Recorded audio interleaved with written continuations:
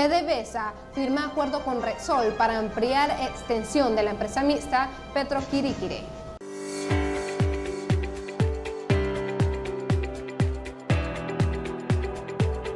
Este miércoles PDVSA suscribió un nuevo acuerdo con la petrolera española Repsol para ampliar el espacio geográfico en el que opera la empresa mixta Petroquiriquire. Celebramos estos acuerdos, seguimos avanzando, como lo decíamos hoy en la tarde. Venezuela está disponible, dispuesta a la apertura de cualquier inversionista que quiera venir a Venezuela. Nosotros estamos listos, tenemos unos campos listos para seguir creciendo y hoy lograr materializar a través de un acuerdo el crecimiento de Repsol en Venezuela. Nosotros hoy celebramos eso. Repsol cumplirá este año 30 años en Venezuela, ¿no? Lo cual significa que hemos sido una compañía comprometida a lo largo del tiempo en sus distintas fases. El día de hoy no hace sino ratificar el compromiso que ya en su momento establecimos el día 18 y no deja de ser una consecuencia del compromiso que ambas partes tenemos en la continuación de nuestros negocios en Venezuela, apoyando el crecimiento que sea en redundancia de la bondad económica para este país y para sus ciudadanos, en primer lugar, que son los que han de recibir toda esta bondad económica del petróleo. Revelan fotos de las reuniones secretas que hubo entre Venezuela y Estados Unidos. No toleramos y jamás toleraremos ultimátums. Jorge Rodríguez, jefe de la delegación del gobierno venezolano ante las negociaciones con la oposición, aseguró que Estados Unidos incumplió con su palabra de levantar las sanciones económicas contra Venezuela. Esto al decidir revocar la licencia 44. En el mes de septiembre del año 2023, la República Bolivariana de Venezuela y los Estados Unidos de América firmamos 2 memorandos de entendimiento. Este señor que está aquí es el subsecretario Nichols firmando los memorandos de entendimiento. Aquí, este pelón que está aquí es Jorge Rodríguez Gómez. Estados Unidos emite una segunda licencia general para suspender todas las sanciones económicas, todas. Ustedes tienen la obligación desde el día 5 de marzo de levantar todas las sanciones contra Venezuela. Cumplan con lo que se comprometieron porque desde el 5 están en mora desde el 5 de marzo. Esto que acaba de pasar hoy, donde no tiene que ver con lo firmado,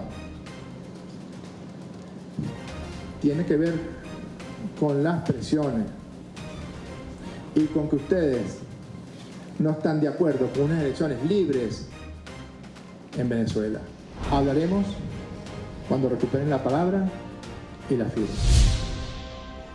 Israel considera atacar las instalaciones nucleares de Irán.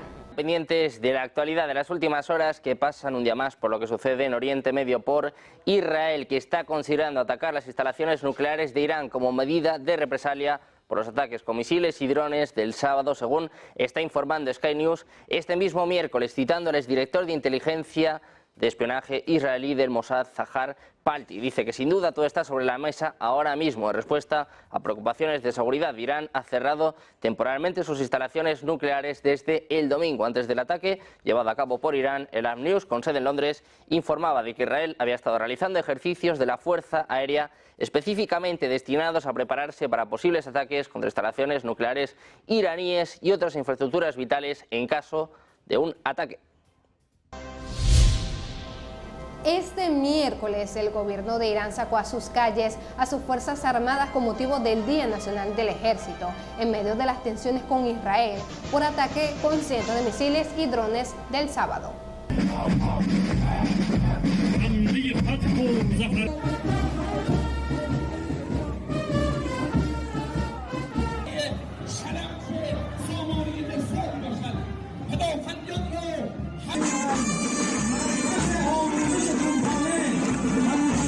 می‌بینیم بعد همه روزهای مقاومت را نابودی رژیم پیروزی گفتمان رهبری فرزانت حمایت از مظلومان امروز آهنگ و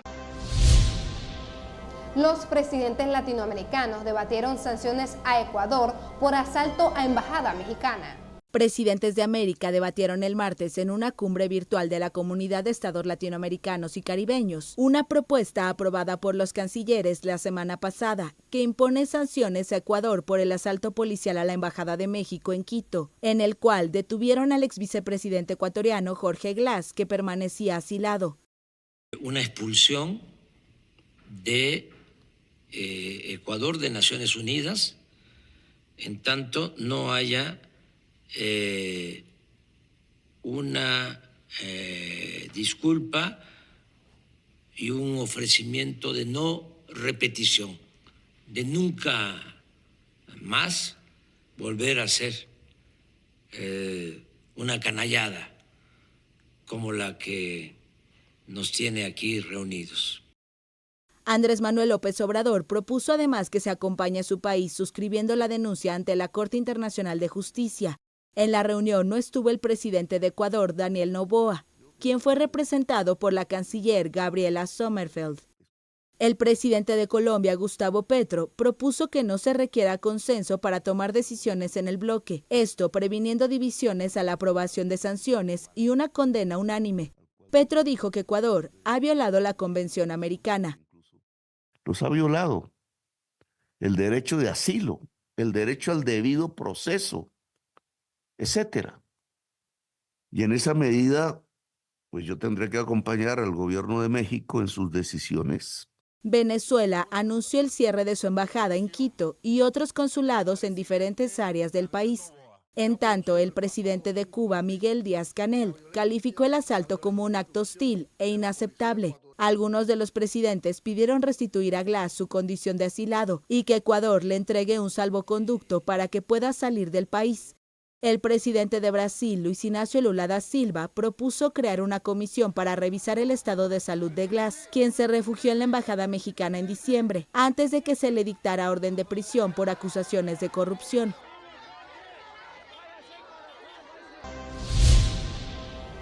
Escuchemos el análisis de Inna Afinogenova con respecto a las consecuencias y respuestas del ataque a Irán. Veamos. Después del ataque nocturno de Irán contra Israel sin víctimas mortales, aunque sí con algunos daños, como ya mencionó Sugas, en la base aérea de Nevatim, al sur de Israel, la pregunta que se hicieron muchos es: ¿qué pasa ahora? ¿Y ahora qué? ¿Una guerra global que arrastrará a todo Oriente Medio? ¿Un conflicto mayor con potencial nuclear? ¿Cuáles serán las consecuencias? Bueno, en las últimas horas se publicaron unas cuantas filtraciones en medios estadounidenses y la mayoría se resume en que países occidentales, que no tuvieron mucho que decir durante más de medio año observando la masacre israelí en Gaza y que sí fueron rapidísimos condenando a Irán, pues ahora buscan evitar una escalada. Escribía hoy Olga Rodríguez en el diario.es que tras el bombardeo israelí contra la embajada de Irán en Damasco, Teherán insinuó que una condena al mismo en la ONU podría ayudar a evitar una respuesta militar. Vamos, que existían herramientas diplomáticas para reducir esa tensión y nadie recurrió a ellas. Menos mal que ahora quieren evitar una desescalada.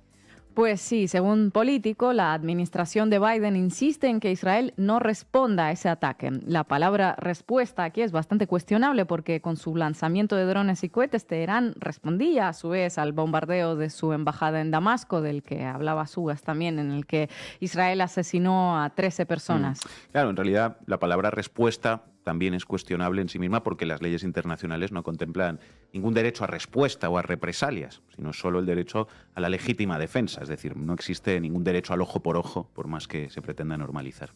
Efectivamente, y pese a que no exista ese derecho, todos especulan con esa respuesta israelí. Según Axios, los líderes de los países del G7 quedaron en intentar convencer a Netanyahu para que no tome ninguna medida en represalia. El secretario del Departamento de Defensa de Estados Unidos, John Kirby, dijo directamente en una rueda de prensa que Joe Biden no cree que los ataques iraníes justifiquen una ampliación de la guerra y tampoco que esos ataques vayan a provocar un estallido mayor en Oriente Medio.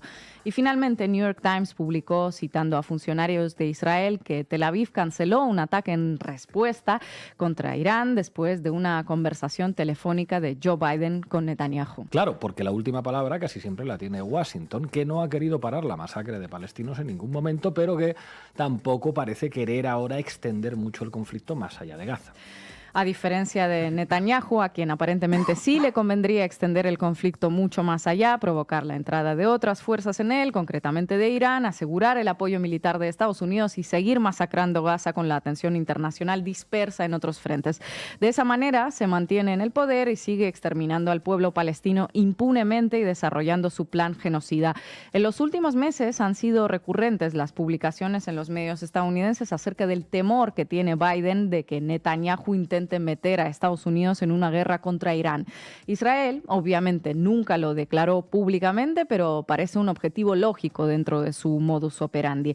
Esos más de 6 meses de ataque contra los palestinos demostraron, como ya dijimos aquí, que Tel Aviv es capaz de masacrar a población desarmada y matarla de hambre, pero no es capaz ni de exterminar a Hamas, cuya capacidad militar es incomparable con la del ejército israelí, ni de lograr la liberación de los rehenes, que supuestamente era uno de los objetivos, por más que casi nunca lo parezca. Partiendo de ahí, Israel, por su cuenta, no sería capaz de enfrentarse ni a Hezbollah, como no fue capaz de enfrentarla en 2006, con la que ya tiene una experiencia de derrota, ni mucho menos sería capaz de enfrentarse a Irán, salvo con armas nucleares de las que dispone, por cierto. Una guerra de Israel contra Irán sin apoyo logístico, militar, financiero y retórico de Estados Unidos no es que no tenga sentido para Israel, es que puede llegar a ser catastrófica, por lo tanto. ¿Y por qué Estados Unidos evita ese enfrentamiento? ¿A qué vienen todas esas publicaciones pintando a Biden como el gran pacificador de Oriente Próximo? Cuéntanoslo. Bueno, evidentemente no porque Estados Unidos tenga un gran aprecio por Irán y por su pueblo o por la humanidad en general, sino precisamente por ese cálculo de riesgos y beneficios. A Washington no le importaría golpear a Irán, pero la pregunta es ¿con qué? Irán es un estado hipermilitarizado que no vas a destruir con ataques aéreos, se necesita un ejército terrestre que entre en guerra en un país de 90 millones de habitantes, que es la población de Irán, pues tiene que ser numeroso, mucho más numeroso que el que tiene Rusia para invadir Ucrania, por ejemplo. ¿Tiene Estados Unidos semejantes fuerzas en la región? Pues no. Y todo ello con la guerra de Ucrania de fondo, que Estados Unidos está financiando, y su inquietud permanente por el Asia-Pacífico, Taiwán y China. Y teniendo en cuenta que cuando hablamos de Irán también estamos hablando de una eventual potencia nuclear a estas alturas. En febrero, el Instituto Estadounidense para la Ciencia y la Seguridad Internacional, una organización especializada en temas de no proliferación nuclear, sacó un informe que concluyó que en un plazo de 7 días Irán produciría alrededor de 25 kilos de uranio enriquecido, monto equivalente a 1/3 de la bomba Little Boy que destruyó Hiroshima. Según el mismo análisis, en un año Irán se haría con un arsenal nuclear en toda regla. Sumémosle a esto el hecho de que el país ya cuenta con misiles balísticos de producción propia, los Sayil. Entrar en una guerra contra Irán es entrar en una guerra que puede potencialmente volverse nuclear. Apocalipsis nuclear para salvar a Bibi Netanyahu, una alternativa de dudoso interés para Biden, claro. Además de disponer de su propio ejército, armamento y probablemente armas nucleares, que no se nos olviden los denominados proxies que tiene Teherán en la región, que ya han estado actuando contra Israel en estos últimos meses y que es de suponer que, por lo tanto, en un conflicto mayor tampoco se quedarían de brazos cruzados. En este programa les hemos hablado varias veces del denominado Eje de la Resistencia, una alianza informal liderada por Irán y compuesta por organizaciones armadas como Hezbollah, Hamas, los hutíes de Yemen, los chiíes de Irak y distintas brigadas en Siria. Solo el grupo chií libanés Hezbollah cuenta con unos 100.000 soldados, centenares de miles de misiles a su disposición, vehículos blindados, tanques, sistemas de misiles, tierra-aire. Hace un mes la organización publicó un informe en el que revelaba que en los últimos meses llevaron a cabo más de 1.000 operaciones militares en la frontera israelí, destruyendo cientos de equipos militares y matando o hiriendo a unas 2.000 personas. Más allá de que estas cifras sean o no reales, nos dan una idea de las dificultades que entrañaría para Israel extender más aún el conflicto pese a su evidente superioridad militar. E Irak es otro punto importante en ese eje de resistencia. La invasión estadounidense de ese país provocó la proliferación de diferentes grupos paramilitares. Uno de ellos son las Fuerzas de Movilización Popular que, según Middle East Eye, el año pasado se convirtieron en la tercera fuerza militar más grande del país. Ese crecimiento se explica por el respaldo y la financiación de Teherán. Y hay más facciones chiitas respaldadas por Irán en ese país, la organización Al-Badr, las brigadas Imam Ali y un largo etcétera de denominaciones que incorporan a decenas de miles de milicianos. Luego están los hutíes de Yemen, que comparten objetivos con Irán, brigadas de chiitas de Pakistán y Afganistán. En fin, que el ataque en respuesta que parece ansiar Netanyahu activará decenas de nuevos bumeranes que sumirán la región en nuevas masacres. Y no debemos olvidar además algo importante, que cuando la cosa se pone fea en Oriente Medio, o todavía más fea de lo habitual, las consecuencias luego pueden llegar también hasta París, Londres o Madrid. Sin embargo, el propio Irán parece no querer una guerra mayor. Ya anunció que la misión está finalizada, como venimos diciendo. Si el informe que citamos antes sobre la fabricación de armas nucleares en Irán es cierto, entonces Teherán necesita ahora tiempo para poder completar sus planes y una guerra los frustraría. Así que parece que a Irán le convendría más seguir en esta suerte de guerra híbrida, larvada contra Israel por medio de sus proxies, los hutíes por un lado en Yemen, Hezbollah por otro en el Líbano y Netanyahu empantanado en Gaza, mostrando la naturaleza de su régimen sionista a todo el mundo.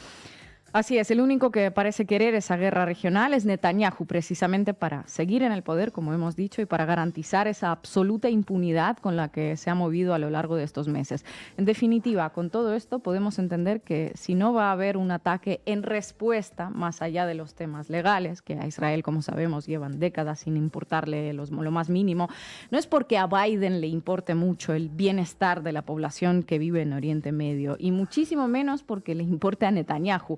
Es simplemente porque el balance del coste-beneficio les saldría en principio insoportablemente caro a día de hoy, porque es una guerra que ven que no pueden ganar a corto plazo sin un gasto desmesurado en recursos y en vidas de sus propias fuerzas. Gracias, compañera. Chambers, certain members of the Council, including the US, UK and France, has chosen once again to turn a blind eye to reality and overlook the root causes contributing to the current situation. Esto ha sido todo por el día de hoy. Síganos en todas nuestras redes sociales. Nos vemos en una próxima edición de Noticias Digital Visión.